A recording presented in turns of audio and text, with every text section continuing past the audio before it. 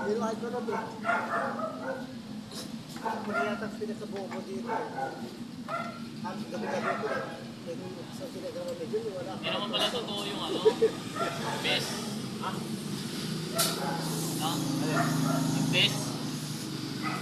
May anak niya katulog. Na-implement sa iba. Yung mga highway. Marunong lang sa nilitak ko.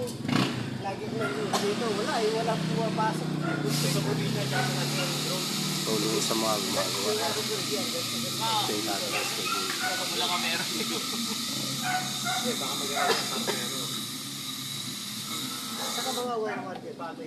Sila bossing. Si bossing papayos ang motor. Ako. Wala kayo na yun. Bago yung Okay rin naman yun. Oo. kwento na. Ang problema. Wire na. Dapat ilaw na lang. Yun yung anak niya. Wala na rin ito eh. Ganun talaga ito. Hindi naman yung helmet, di ba? Oo, yun lang. Alam ko yung negative positive. Wala kang pakit. Pero yung kailangan.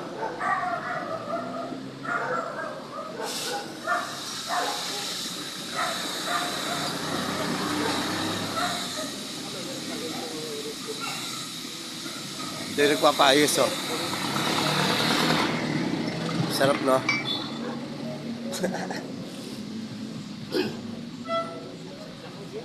Sabay na ban ako. Yari.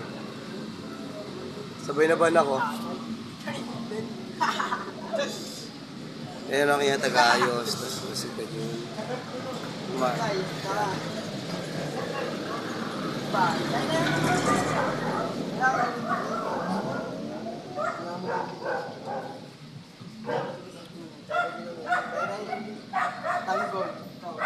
Sinabi ko na sa inyo, ulitin ko pa, punta kayo dito sa tapat ng St. Catherine, Ulong Duwat, malapit sa barangay. Ganda yung ano yun. Ay lang, video. Ox to dito. Tira mo. Papagdol! Yan eh, Mr. Kong.